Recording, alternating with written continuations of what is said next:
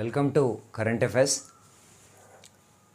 So ప్రపంచంలో అతి భారీ టెలిస్కోప్ మనకు చాలా తెలిసిందే. ఎందుకంటే 2 దశాబ్దాలుగా అంతరిక్షానికి సంబంధించిన అద్భుతాలన్నీ కూడా జేమ్స్ వెబ్ టెలిస్కోపే చిత్రీకరించింది. అలాంటి వెబ్ టెలిస్కోప్కి భారీ నష్టం ఏర్పడిందని చెప్పి ఇప్పుడు అంతర్జాతీయ శాస్త్రవేత్తల బృందం ఒకటి ప్రకటించింది. ఈ సూక్ష్మ ఉల్కాల వల్ల దాని పనితీరు దెబ్బతిందని, ఇక ఇంతకుముందులాగా జేమ్స్ వెబ్ టెలిస్కోప్ పనిచేసే అవకాశం లేదని వాళ్ళు ప్రకటించారు. ఇక నేషనల్ జియో సైన్స్ అవార్డు అనేది భారత గనుల మంత్రిత్వ శాఖ నేషనల్ జియో సైన్స్ అవార్డు 2019ని డాక్టర్ ఏపీ సింగ్కి ఇచ్చింది. డాక్టర్ ఏపీ సింగ్ ఎన్జిఆర్ఐ హైదరాబాద్లో ఉన్న జాతీయ భూభౌతిక పరిశోధన సంస్థ అంటాం, దాని యొక్క విశ్రాంత శాస్త్రవేత్త. జియో ఫిజిక్స్ విభాగంలో డాక్టర్ ఏపీ సింగ్కి అవార్డు లభించడం జరిగింది. కేంద్ర వ్యవసాయ శాఖ ఒక కమిటీని వేసింది. ఎంఎస్పి అంటే మనకు మినిమం సపోర్టింగ్ ప్రైస్ లేదా కనీస మద్దతు ధర అంటాం, అది పంట సరళిలో మార్పులు. సో వీటిపైన కేంద్ర వ్యవసాయ శాఖ కమిటీ వేసిన దానికి చైర్మన్ ఎవరంటే సంజయ్ అగర్వాల్.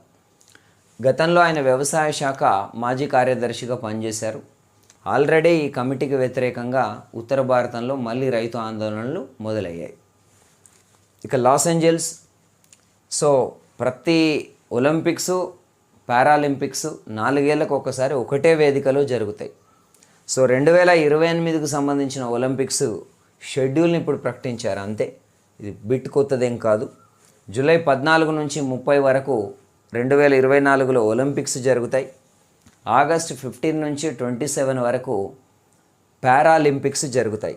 ఈ రెండు కూడా ఎక్కడ జరుగుతాయంటే Los Angeles, America, Hollywood headquarter అది, అక్కడ జరుగుతాయి. సో ఇది లాస్ ఏంజల్స్లో ఒలింపిక్స్ జరగడం ఇది 3వసారి. గతంలో మీకు 1932లో 1984లో ఈ 2 సార్లు కూడా లాస్ ఏంజల్స్లో ఒలింపిక్స్ జరిగాయి. ఇక యూలిమార్ రోజాస్, ఈమె తిరుగులేని క్రీడాకారిణి, వెనిజులాకు సంబంధించి. సో ఆమె మహిళల ట్రిపుల్ జంప్లో ఛాంపియన్షిప్ రికార్డ్ని నెలకొల్పింది. 15.47 మీటర్స్, 15.47 మీటర్లు దూకి ఆమె వరుసగా 3వసారి స్వర్ణాన్ని సాధించింది.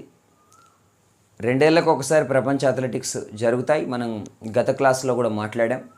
2017లో 2019లో కూడా ఆమె స్వర్ణాలని పొందారు. ఇవి 2021లో జరగాల్సిన క్రీడలు ఇప్పుడు 2022లో జరుగుతున్నాయి కరోనా కారణంగా.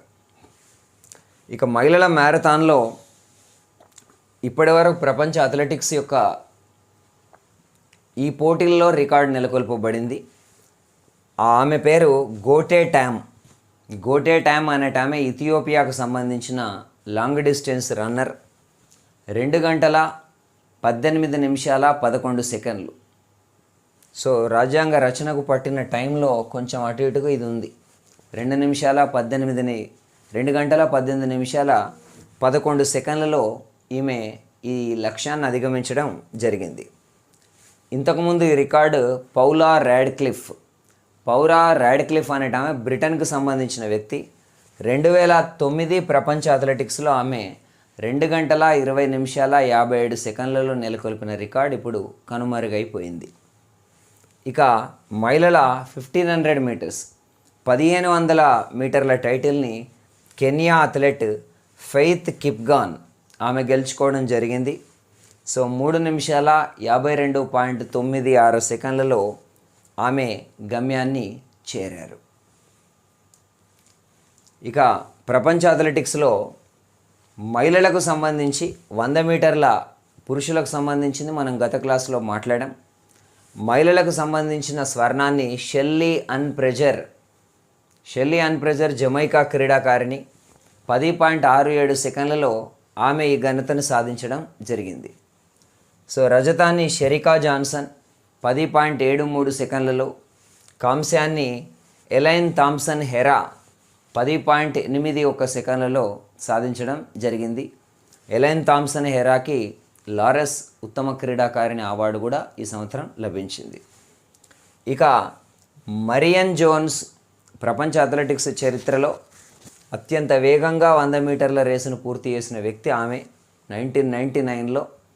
సో 10.70 సెకండ్లు. ఈ రికార్డుని 10.67 సెకండ్లతో షెల్లీ అండ్ ఫ్రేజర్ బద్దలు కొట్టడం జరిగింది. ఇక ప్రపంచ అథ్లెటిక్స్ చరిత్రలో మొత్తం ఇప్పటివరకు ఆమెకి షెల్లీ అండ్ ఫ్రేజర్కి 12 పతకాలు వస్తే అందులో ఒక 100 మీటర్ల స్వర్ణాన్నే 5 సార్లు ఆమె పొందింది.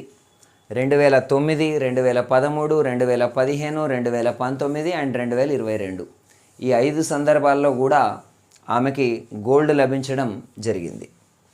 ఇక 2008, 2012 ఒలింపిక్స్లో కూడా 100 మీటర్ల గోల్డ్ ఆమెకే లభించింది. ఆమె ఖాతాలో మొత్తం 8 ఒలింపిక్స్ పతకాలు ఉన్నాయి. Shelly and Fraser.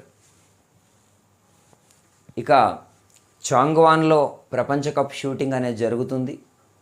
ఈ షూటింగ్లో తొలి దశలో కూడా భారత్ అగ్రస్థానంలో నిలిచింది. ఇప్పుడు కూడా భారత్ అగ్రస్థానంలోనే కొనసాగుతుంది. అందులో పురుషుల స్కిట్ అంటే షూటింగ్లో మనకు ఎన్నో ప్రపంచ కప్ స్వర్ణాలు వచ్చినా ఈ పురుషుల స్కిట్ విభాగంలో మాత్రం మొట్టమొదటి పథకం వచ్చింది భారతదేశానికి.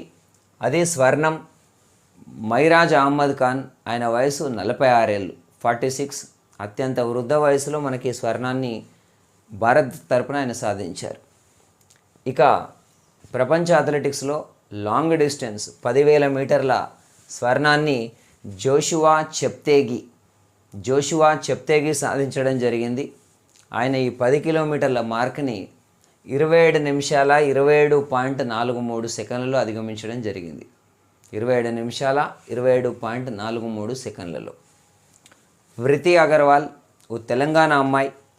మనకు నేషనల్ జూనియర్ ఆక్వాటిక్స్ ఛాంపియన్షిప్లో ఆమె జాతీయ రికార్డుని నమోదు చేసింది. జూలై 19న ఆమె 800 మీటర్ల ఫ్రీ స్టైల్ రేసు దీన్ని 9 నిమిషాల 10.32 సెకండ్లలో కంప్లీట్ చేసింది. 2014లో ఆకాంక్ష ఓరా నెలకొల్పిన రికార్డు దీంతో బద్దలైంది. అప్పుడు ఆమె 9 నిమిషాల 14.04 సెకండ్లు తీసుకుంటే ఈమె 9 నిమిషాల 10.32 సెకండ్లలో ఫినిష్ చేయటం జరిగింది. ఇక మనం గత క్లాసుల్లోనే చెప్పుకున్నాం, ఈ సంవత్సరం సెప్టెంబర్లో చైనాలో జరగాల్సిన ఆసియా క్రీడలు పోస్ట్పోన్ అయినాయి. అవి 2023లో తిరిగి జరుగుతాయి. షెడ్యూల్ని ఇప్పుడు ప్రకటించారు. సెప్టెంబర్ 23 నుంచి అక్టోబర్ 8 వరకు ఈ ఆసియా క్రీడలు హంగ్జౌ అనే ప్లేస్ చైనాలో ఉంటుంది, అక్కడ జరుగుతాయి. ఈ షెడ్యూల్ పైన భారత్ తన అభ్యంతరాన్ని వ్యక్తం చేస్తుంది. ఎందుకంటే సేమ్ టైంలో ఆల్మోస్ట్ 2023 సెప్టెంబర్ 16 నుంచి 24 వరకు ప్రపంచ రెజ్లింగ్ ఛాంపియన్షిప్ రష్యాలో జరగబోతుంది. షెడ్యూల్ క్లాష్ అవుతుంది అనేది పాయింట్. ఎందుకంటే రెజ్లింగ్ భారత్కు పతకాలు సాధించదగ్గ ఒక పూర్తి స్థాయి క్రీడ కాబట్టి. ఇక వచ్చే జూలై 29న సి నారాయణ రెడ్డి పురస్కారాన్ని ఇవ్వబోతున్నారు. సుశీలా నారాయణ రెడ్డి ట్రస్ట్ ఈ పురస్కారాన్ని ఇస్తుంది. ఈ పురస్కారాన్ని హైదరాబాద్ రవీంద్ర భారతిలో ఒకప్పటి జ్ఞానపీఠ గ్రహీత 2011 జ్ఞానపీఠ గ్రహీత ఒడియా రచయిత్రి, అలాగే ఈ సంవత్సరం ఈవెన్ పద్మ భూషణ్ గ్రహీత ప్రతిభా రే, ఆ ప్రతిభా రేకు ఈ అవార్డును ప్రదానం చేస్తారు. ఇక ద్రవ్యోల్బణానికి సంబంధించి ఆర్బీఐ మరో నివేదిక ఇచ్చింది. లాస్ట్ మంత్లో జూన్ నెలకు సంబంధించి దేశంలోనే అత్యధిక ద్రవ్యోల్బణం నమోదైన రాష్ట్రం తెలంగాణ. అంటే ఆహార ధరలు ఇట్లాంటివన్నీ కూడా అత్యధిక రేట్లు ఈ రాష్ట్రాల్లోనే కొనసాగుతున్నాయని అర్థం. ఆ తర్వాత స్థానంలో ఆంధ్రప్రదేశ్ 8.6%తో ఉంది. ఇక తెలంగాణలో గ్రామీణ ద్రవ్యోల్బణం అనేది కాస్త ఇంకా 10.93 ఉంటే పట్టణాల్లో ఇది 9.23గా ఉంది. నేచురల్ అంటే ఈ మొన్నటి కాన్సెప్ట్ కొన్ని పరిస్థితులు కూడా దానికి దారితీశాయి. ఆ తర్వాత ఆంధ్రప్రదేశ్ గ్రామీణ ప్రాంతాల్లో 8.65, పట్టణ ప్రాంతాల్లో 8.66 ద్రవ్యోల్బణం నమోదు కావటం జరిగింది. డిఫరెన్స్ పెద్దగా ఏం లేదు, అంతా కూడా మ్యాచింగ్. పట్టణ గ్రామీణ ఒరిజినల్ ద్రవ్యోల్బణం ఏపీలో సమానంగా ఉంది. ఇక మనకు తెలంగాణ మహిళా కమిషన్ కార్యాలయంలో ఒక లీగల్ సెల్ని ఏర్పాటు చేయడం జరిగింది. వివిధ సమస్యలను ఎదుర్కొంటున్న బాధిత మహిళలు విక్టిమ్స్ ఎవరైతే ఉన్నారో వాళ్ళకు ఉచిత న్యాయ సహాయం లీగల్ ఎయిడ్ లక్ష్యంగా ఈ లీగల్ సెల్ని తయారు చేశారు. సో దీన్ని జాతీయ మహిళా commission chairman Rekha Sharma and Telangana రాష్ట్ర మహిళా కమిషన్ చైర్మన్ వాకిటి సునీత లక్ష్మారెడ్డి ఇద్దరు కలిపి దాన్ని ప్రారంభించడం జరిగింది. ఇక స్వావలంబన్ 2022 అనేది ఒక కార్యక్రమం. సో మనకు డిఫెన్స్ మ్యానుఫ్యాక్చరింగ్ వీటికి సంబంధించిన కార్యక్రమం. మనకు NIIO అంటాం, అంటే naval innovation and indigenisation organisation. So అంటే పేరులోనే కనిపిస్తుంది మీకు, నేవీలో ఆవిష్కరణలు అది దేశీయంగా రూపొందించడానికి అది ప్రయత్నం చేస్తుంది. వీళ్ళే ఇంపార్టెంట్. వీళ్ళతో పాటు society of Indian defence manufacturers, భారతదేశంలో రక్షణ ఉత్పత్తులు తయారు చేసే సంస్థల సమాహారం అది. వీళ్ళు జూలై 18న ఒక సదస్సును కండక్ట్ చేశారు. ఆ సంస్థ వీళ్ళు. ఆ సదస్సు పేరే స్వావలంబన్ 2022. ఈ సదస్సుని మోదీ భారత ప్రధానమంత్రి జూలై 18న ప్రారంభించడం జరిగింది. ఇందులో ఓ కొత్త కార్యక్రమాన్ని కూడా ఈ సదస్సు సందర్భంగా మోదీ ప్రారంభించారు. దాని పేరే స్ప్రింట్ ఛాలెంజెస్. సో నేవీలో స్వదేశీ సాంకేతికత వినియోగాన్ని ప్రోత్సహించడానికి వాళ్ళు తీసుకొచ్చిన ఆ కార్యక్రమం పేరే స్ప్రింట్ ఛాలెంజెస్. 75 స్వదేశీ సాంకేతికతలు ఉత్పత్తులను నేవీలో ప్రవేశపెట్టేందుకు ఈ స్ప్రింట్ ఛాలెంజెస్ను NIIO naval innovation and indigenisation organisation తీసుకొచ్చింది. సో ఆజాదీ కా అమృత్ మహోత్సవ్, 75 సాంకేతికతలు ఉత్పత్తులు, ఆ కొత్త ఆలోచనలు, దానికి సంబంధించిన కార్యక్రమమే స్ప్రింట్ ఛాలెంజెస్. ఇక కోవిడ్కి సంబంధించి ఒక కొత్త ఆవిష్కరణ. మనకు కోళ్ళకు కరోనా వైరస్లో ఉన్న ఒక స్పైక్ ప్రోటీన్ని ఇచ్చి దాని ఆధారంగా తన బాడీలో, కోడి బాడీలో జనరేట్ అయిన యాంటీబాడీల్ని కోడి గుడ్లలో కూడా ప్రవేశం జరుగుతున్నాయి. ఆ కోవిడ్ వ్యతిరేకంగా ఈ కోడిగుడ్లు పనిచేస్తాయని చెప్పి ఒక ఆవిష్కరణని కాలిఫోర్నియా యూనివర్సిటీ ఆవిష్కరించడం జరిగింది. ఇక మంకీ పాక్స్ గతంలో మనం చాలాసార్లు చెప్పుకున్నాం, ప్రపంచంలో కొత్తగా విస్తరిస్తుందని. అందులో మనకు ఇప్పుడు దుబాయ్ నుంచి మంగళూరు వచ్చిన ఇతను కూడా కేరళ వ్యక్తే. ఆయనకి దేశంలో 2వ మంకీ పాక్స్ కేసు నమోదైంది. మొదటిది ఆల్రెడీ మనకు కొల్లాం జిల్లాకు సంబంధించి వచ్చిందని మనం గత క్లాసుల్లో చెప్పాం. ఇక బీజేపీ అధికారంలోకి వచ్చిన ఈ 8 ఏళ్లలో మొత్తం 8,60,60,369 కోట్లు. సో 8,60,60,369 కోట్ల మొండి బకాయిలను షెడ్యూల్డ్ వాణిజ్య బ్యాంకులు ఇప్పటి వరకు రికవరీ చేసినట్టుగా కేంద్రం పార్లమెంటుకు వెల్లడించడం జరిగింది. ఇక S-400 ఇదొక క్షిపణి, మీకు తెలిసిందే. సో రష్యా నుంచి ఈ S-400 అనే క్షిపణిని భారత్ కొనుగోలు చేసింది. అంటే ఒకటి కాదు, 5 క్షిపణులను $5 బిలియన్ కొనుగోలు చేసాం. అప్పటి నుంచి కూడా అమెరికన్ ర్యాడర్లో మనం ఉన్నాం. రష్యా నుంచి ఈ క్షిపణుల ఉత్పత్తులు వీటన్నిటిని కూడా కొనుగోలు చేసే దేశాలపైన అమెరికా ఆంక్షలు విధిస్తుంది. ఆ ఆంక్షలనే మనం కాట్సా అంటున్నాం. అంటే countering America's adversaries through sanctions act. So America యొక్క ప్రయోజనాలకు వ్యతిరేకంగా వెళ్తున్న దేశాలను నియంత్రించడానికి తీసుకొచ్చారు. సో ఈ ఒప్పందాన్ని కూడా కాట్సా పరిధిలోకి తీసుకురావాలని చాలామంది అక్కడ కోరడం జరిగింది. బట్ అమెరికా దీన్ని ఒక వన్ ఆఫ్ ద ఈవెంట్గా చూస్తూ ఆంక్షల నుంచి మినహాయింపు ఇవ్వడానికి ఆమోదం తెలిపింది. అందుకోసం చట్ట సవరణ చేయాల్సి ఉంటుంది, అది యాక్ట్ కాబట్టి.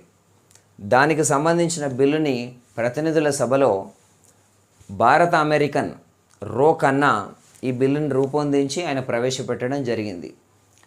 ఇక్కడ భౌగోళికంగా ఉన్న ప్రత్యేక పరిస్థితుల దృష్ట్యా, చైనాతో ఉన్న వైరం దృష్ట్యా ఆ కండిషన్లో చూస్తూ అమెరికా భారత్కి దీన్ని మినహాయింపులు ఇవ్వడానికి అంగీకరించింది. ఇక రాష్ట్రపతి ఎన్నికలలో రిజల్ట్ రావాల్సిన సమయం ఆసన్నమైన సందర్భంలో ఉపరాష్ట్రపతి ఎన్నికకు తెరలేచింది. ఆల్రెడీ ఇక్కడ కూడా మెజారిటీ ఉంది కాబట్టి ఎన్డీఏ అభ్యర్థినే గెలిచే అవకాశం ఉంది. సో ఉపరాష్ట్రపతి అభ్యర్థిగా జగదీప్ ధన్ఖడ్ని నియమించడం జరిగింది. ఆయన దాదాపు గెలిచే అవకాశం ఉంది కాబట్టి గెలిస్తే ఉపరాష్ట్రపతి అయిన మొట్టమొదటి ఓబీసీ జగదీప్ ధన్ఖడ్ అవుతారు. జగదీప్ ధన్ఖడ్ ప్రస్తుతం బెంగాల్ గవర్నర్గా ఉన్నారు. ఆయన రాజస్థాన్కు సంబంధించిన ఒక జాట్ వర్గానికి సంబంధించిన ఒక రైతు నేత. సో బెంగాల్ గవర్నర్గా ఆయన రాజీనామా చేయడంతో ఆ స్థానంలో అదనపు బాధ్యతల్ని మణిపూర్ గవర్నర్కి అప్పగించారు. మణిపూర్ గవర్నర్ పేరు లా గణేషన్కి బాధ్యతలను అప్పగించడం జరిగింది. ఇక 17 విపక్ష పార్టీలు తమ అభ్యర్థిగా కేంద్ర మాజీ మంత్రి, కర్ణాటకకు సంబంధించిన కాంగ్రెస్ నేత మార్గరెట్ అల్వాని ప్రకటించడం జరిగింది. ఉపరాష్ట్రపతి ఎన్నిక వీళ్ళ మధ్య జరగనుంది. ఇక తెలంగాణ ఎస్సీ కమిషన్ చైర్మన్గా 2021 జూలై 23నే బండ శ్రీనివాస్ని ఏడాది పాటు నియమించడం జరిగింది. ఇప్పుడు దాన్ని మరొక్క సంవత్సరం అంటే 2023 జూలై 22 వరకు పొడిగిస్తున్నట్టుగా తెలంగాణ ప్రభుత్వం ప్రకటించింది. So thank you friends.